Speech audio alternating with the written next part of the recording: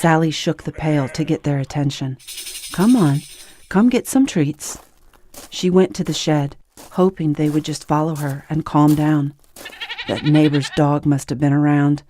He often got a real kick out of terrorizing her goats. She stepped into the shed. "Come on now, it's all right." A rope came over her head from behind and began crushing her windpipe before she even knew what it was. The pail of feed fell and spilled on the ground. With incredible strength, an unseen assailant heaved on the loop of the rope, jerking her body backward, lifting her feet off the ground. She kicked. She grabbed at the rope. No air. Her feet found the wall, and she pushed.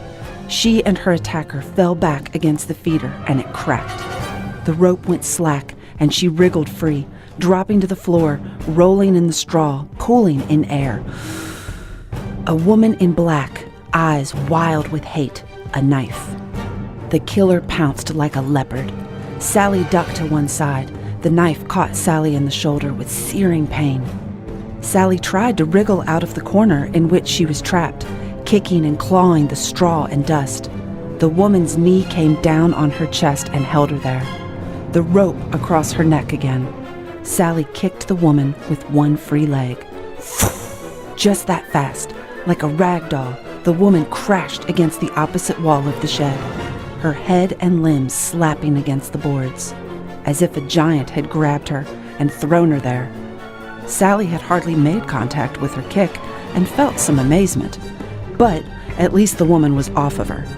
She scrambled out of the corner, her eyes on her assailant. The assassin slid down the wall to her feet and stumbled forward, her eyes blank and wandering, her jaw hanging. Something struck the woman with such force it lifted her off her feet. She flopped into the straw, her arms limp and flailing, her head crooked, her body lifeless, the rope still in her hand.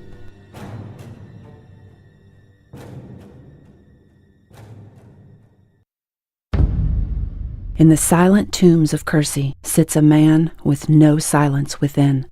He used to have a name. If he could remember the name, it would change things. They won't let him remember.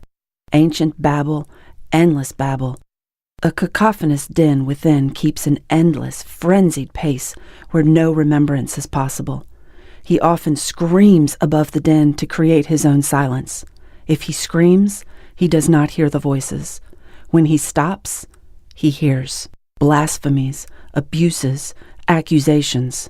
Worst of all, plain babbling nonsense. If he could remember his name, it would stop the voices. He thinks it is an endless stream of information passing through him every second. He could dip into the stream and pluck his name from it. He dipped into the stream long ago, and it unleashed hell. He can't remember his name because he can't get them to shut up. Ancient babble, endless babble, and an abandoned name tumbling within.